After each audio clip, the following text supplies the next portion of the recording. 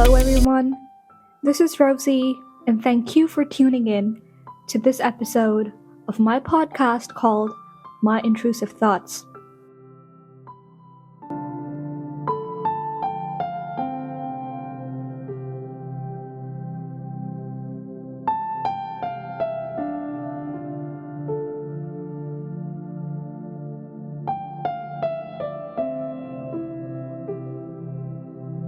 Hello, everyone. I hope you're having a good day. You've had a good week, and you're safe and enjoying your day wherever you are, whatever you're doing today.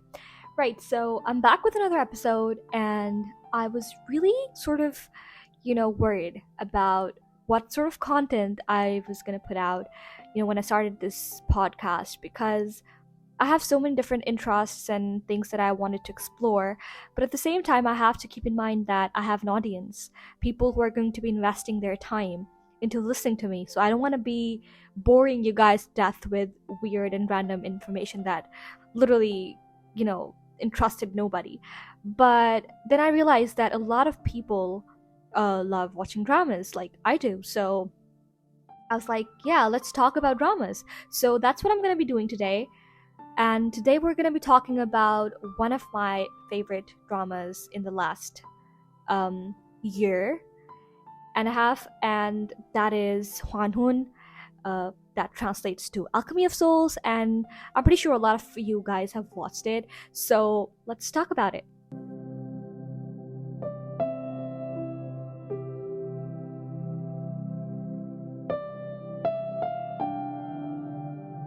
Alright, so this story is one of the most talked stories of 2022, I think, because this drama literally made everybody just lose their marbles, me included.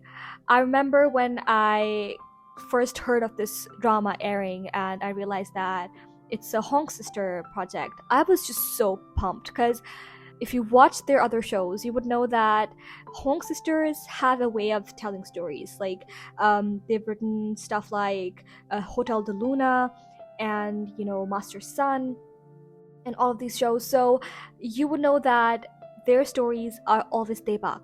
So for them to be coming out with this sort of story, like a Sakuk fantasy, romance, action thing, I was very excited. Plus, I love Sakuk dramas, and I have literally watched almost all Sakuk dramas to ever exist. So I was particularly, excited for this one. And then they had to go and cast all of my favorite people on this show. So that was just like the cherry on top, honestly.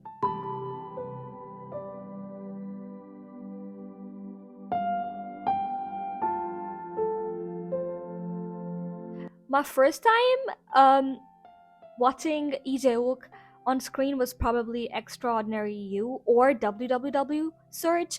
I guess, yeah, that was where I saw him for the first time. And his character really stuck with me. And he has such a cute boy, but like a little bad boy at the same time sort of personality. Not in real life, obviously, but like on screen, he has a presence. You can, when you see him on screen, you probably will not forget it for a while, at least. So I was really excited to see him playing a lead role, and definitely he did such a great job. And I've seen on Twitter and on Facebook and other socials that his fan following has increased so much. It's really nice to see that he's getting appreciated for the work he's done. And then Jong So Min, who plays Naksu and Mudok in the first season, I've kind of always loved her acting. I mean, she's not really recognized as an actress, which is weird because she's been a part of some really great projects. But yeah, it was really fun watching her on screen as well alongside Lee Jae-wook, and then Shin Sung-ho and Hwang Min-hyun and Yoon So. They just make such a nice cast, and on screen they just, magic, literal magic.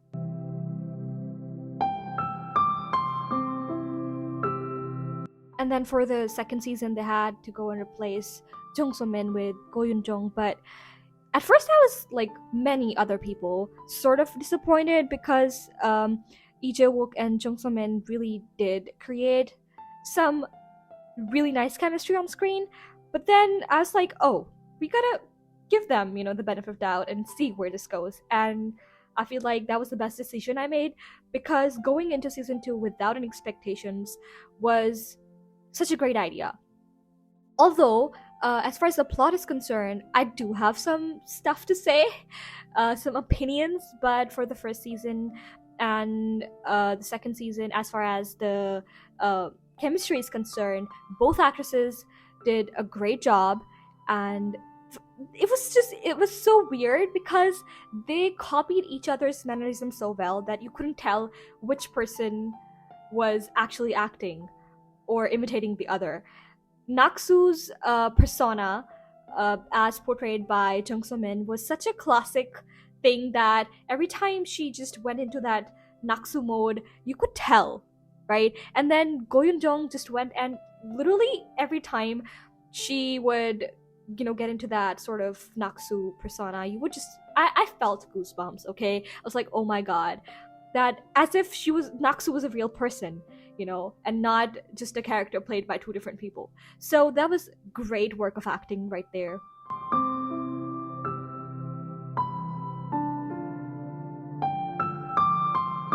And I literally have to stop and give a special mention to Jo Jae-yoon, the guy who plays Jinmu, because, okay, here's the thing. All the dramas that I've seen this dude in, he has something to add to the show, obviously. But then, on top of everything, he just has this way of making you sort of, either get really mad or just laugh your ass off. Like, there's no in between. All the shows that he's played a villain on, you just want to, gay-word him, basically. And then you're just like, what the hell? Like, he is so good. He is such a great actor.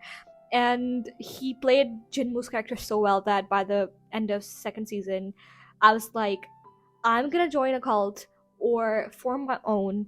I don't know, but I'm going after his ass. I don't care if he's not an actual character. I want Jinmu deworded. So this was funny and sort of a little, extreme, but that is how good his acting was. He really made you angry. Like, every time he came on screen and every time he smirked, that little smirk he had, I just wanted to slap the shit out of him. And that's putting it politely, okay? For me, personally, I feel like a good story is the one that has a good villain. And a good villain with a good backstory. So, not to justify why they're doing what they're doing, but for you to just have an idea of, what led them to this point of no return. And I feel like Jinmu's story was not as sort of dramatic as you would expect, but it was still there,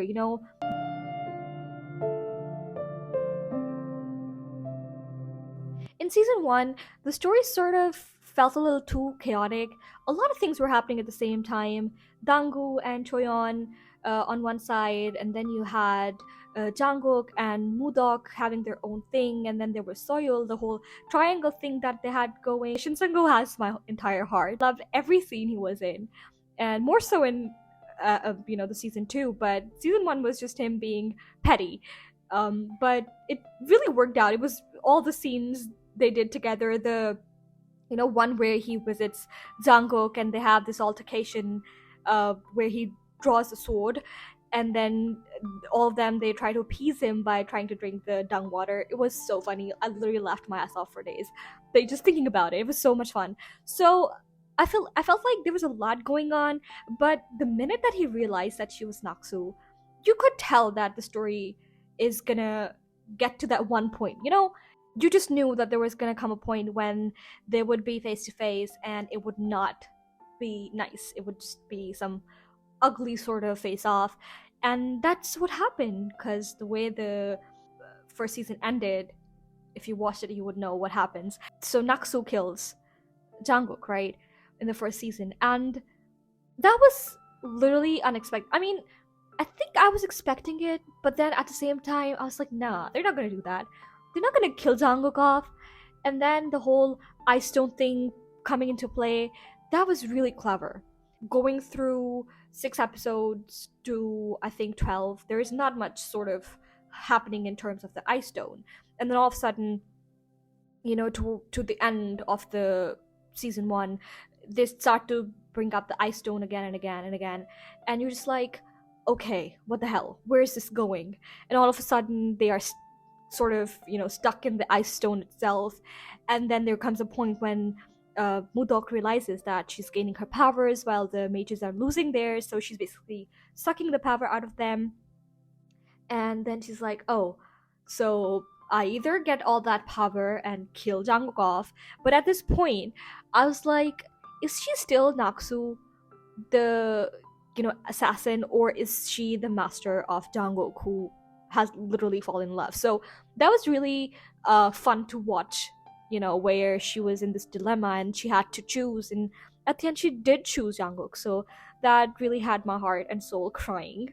Honestly, their friendship, their master student relationship they were more like a married couple. The way they bickered, the way they were just like, so chaotic and petty and just doing all sorts of things and being all over the place. I really enjoyed their chemistry. Mudok and Janguk had this dynamic that was childish, petty, but also at the same time, in times of need, they were there for each other, they protected each other, and they prioritized each other. Because when you think about their backstories, you know that they'd been people who had been shunned by the society in one way or another, and you know that they lacked sort of the warmth and the security and the love that normal relationships provided growing up around them. So they were desperate for that sort of connection, and they found it in each other. And it was just so beautiful to watch two people who've literally been sort of cornered into this little isolation bubble all their lives come together and find peace with each other. They were peaceful around each other, and it showed through their interactions, and I just loved it. The whole hand holding thing, the ring thing that they did at the end when he proposed to her. It was just so beautiful. And I have to say that the reason I'm single right now, mama, if you're listening, it's because of these people, okay? It's because of these K-dramas, and it's because of these really beautiful men and women just raising the bars too high, raising the standards too high. So yeah, have to put it out there.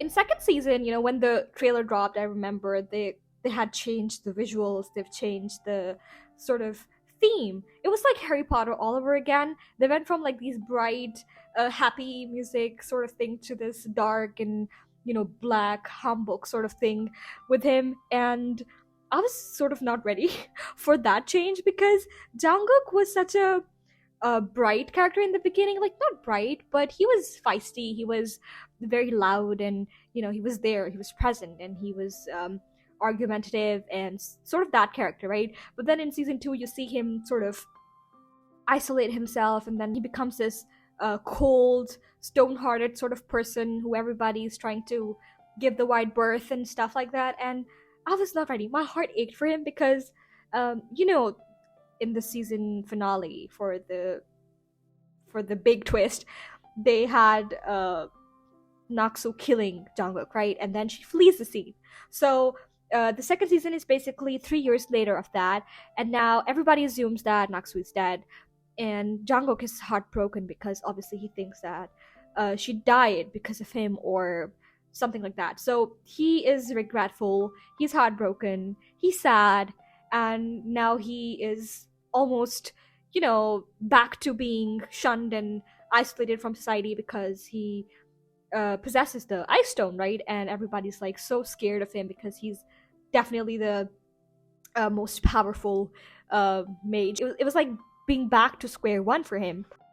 And then he goes and meets Jin Boyon, and they're the similarities between the first season and second season, the way they played that thing, like the 2.0 version of Jungkook and Naksu meeting, the whole sort of cliches that they went through as a K-drama fan, you would know that there are some things that you just cannot escape. Okay, in K-drama land, all that hand holding, and then sort of having some sort of um, childhood connection, or these are things that would come up, no matter what kind of show you're watching. So that whole thing was sort of funny, but at the same time it was so heartwarming because the way they played it was cliche but not at the same time.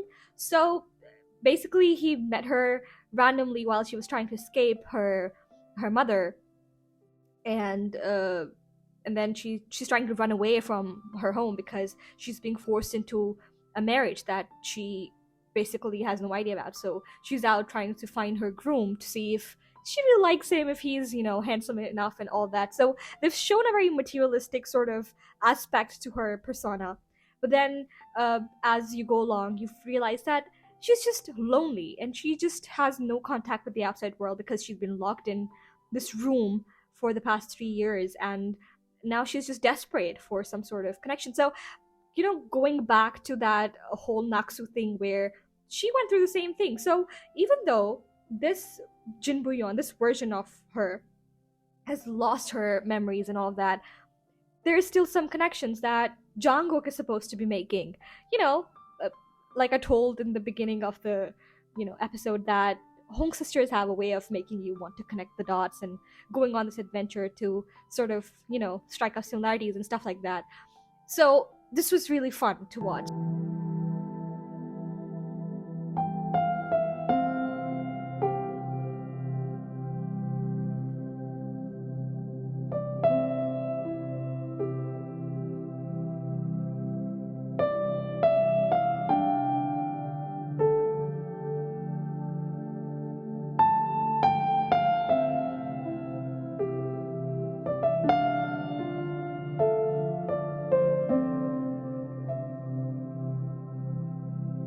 The premise of the second season was that Jungkook is this extremely powerful person, and he has so much power. He's angry. He's literally a minute away from unleashing that power and basically annihilating everybody around him.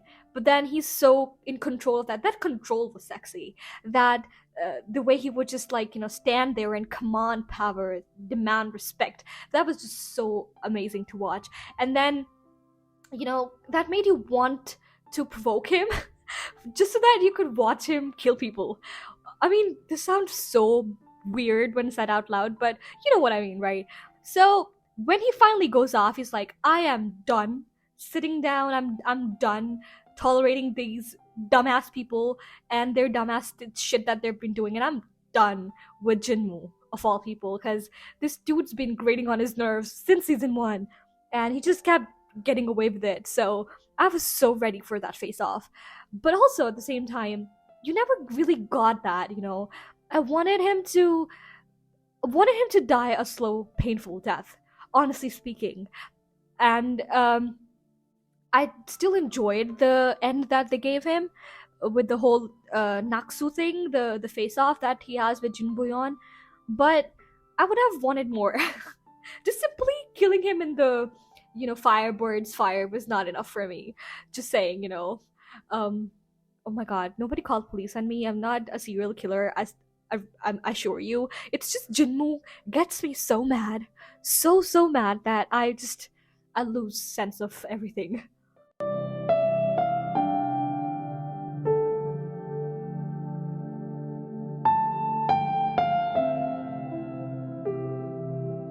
I remember when the last episode of season 2 came out, and before that, my friend and I, we were so hyped, and we were talking, and we're trying to theorize what was gonna happen, because they have so much to, so much happens all at once in season 2. I felt like the pacing of season 2 was a little off, because they waited till episode 6 for them to even get to the actual point of the show. Naksu and Jungkook, they don't recognize each other, and there's nothing being said about it throughout the first 4 to 6 episodes. And then all of a sudden he's like, oh, she does shit that reminds me of Naksu all the time, and she says things out of nowhere that might sound like, it's her, but then maybe it isn't, and then he's just doubting himself up and down, and then all of a sudden he recognizes her, and then all of a sudden Jinmu is like doing this whole ritual thing, and all of a sudden, they have a whole treason thing going on, and there's just so much that happens in the last 4 episodes, and mostly like the last 2 episodes. So I was just kind of like, thinking what and how they're going to bring this entire thing together, because you have to also keep in mind that there was a whole season 1 before season 2 started. So the backstories, the plot that extended beyond season 2, it had a lot of stuff that needed to be dealt with, and I think they did a fair job. I would say the ending was satisfactory. I mean, I expected so much more, but then that just goes without saying. When you are a K-drama fan and you've literally watched so many sageuk and so many other dramas with similar storylines, you sort of naturally expect a lot of things to happen. But given all of that, I feel like this ending was nice. Okay, it was fair, and I'm happy at least that they did not kill off Kim Do-ju, because I was ready to fight everybody. The minute Park Jin he collapsed, I was that gave me a heart attack. Okay, I had to pause. I literally had to pause, put my shit down, and just cry for a minute. I literally had a whole crying jag, and then I had to go back, and I was like, oh my god, I watched that episode. I remember I watched that episode like in parts because I couldn't take it all in at once. I was so overwhelmed. But thankfully, all my favorite people got a good ending, and Dango and Choyeon even had twins, which was adorable. They deserved that, okay? After going through all of that, they literally deserved to have the cutest babies, and, for Choyeon's mother to finally come around. God, this woman was so frustrating. So frustrating. But she played the character well, and I really enjoyed the way they did a turnabout for her character. Overall, I really enjoyed the show. The hype, the characters, everything was so well deserved. The love that the cast is still getting, and the storyline itself. Although, I would have loved for Go On to have his own little love story, because the whole Kobuki thing, the turtle thing, was just so adorable. I was like, I need to protect this man, okay? This man needs to be protected at all costs.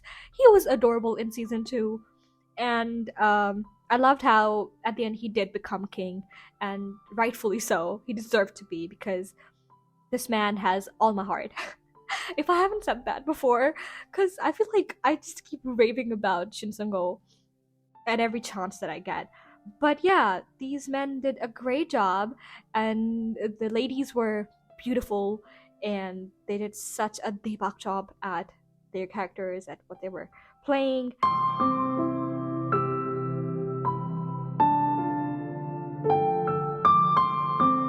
Okay, so as far as the OSTs are concerned, I loved all of them. Obviously, music is definitely something that takes a scene from being good to being the best when given the appropriate background music and whatnot. So I feel like I really enjoyed the show because of the OSTs as well. My favorite would definitely be Blue Flower by Leah from ITZY. And it's just such a beautiful song. It just sort of encompasses um, everything in the story, and it's just beautiful. Okay, the longing, the sincerity, it captured it so beautifully, and I still listen to it almost every day.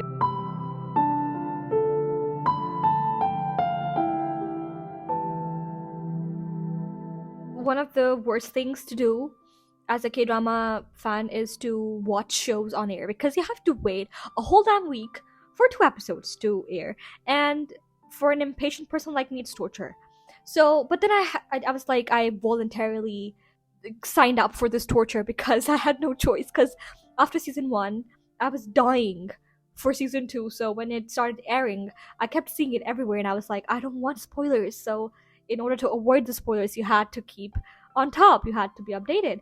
So I watched it as it aired, and My sister didn't watch it like that, so I went back and watched it with her again, and I think I still haven't had my fill of Hwanhun's, as they call it in Korean. So I'm probably gonna go back and 다시 볼게요.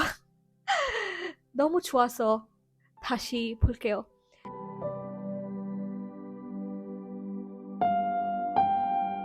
I initially planned this review sort of thing to be like at most 15 minutes, 16 minutes, but I feel like it has exceeded the time limit that I set for myself.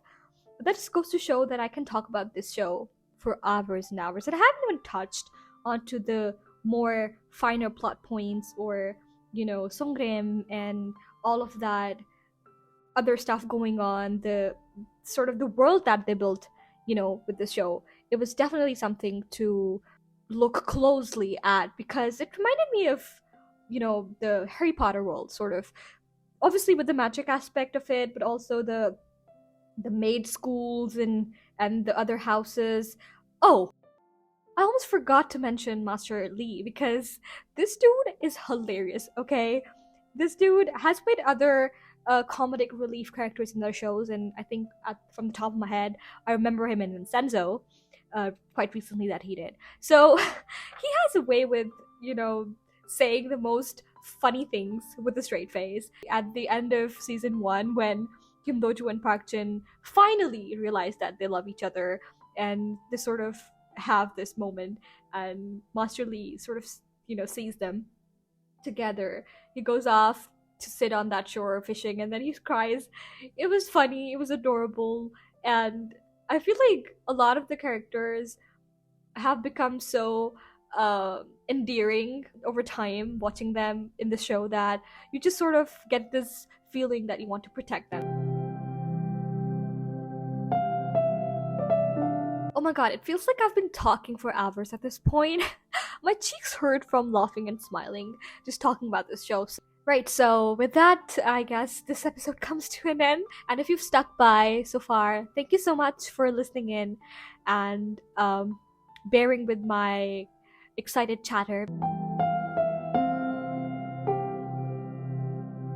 Anyways, thank you so much for tuning in, and I'll be coming back for another episode for you to listen to, probably next Friday, so stay tuned and have a good night, day, evening, whatever you're doing. I hope you stay safe. Allah Hafiz. Bye bye.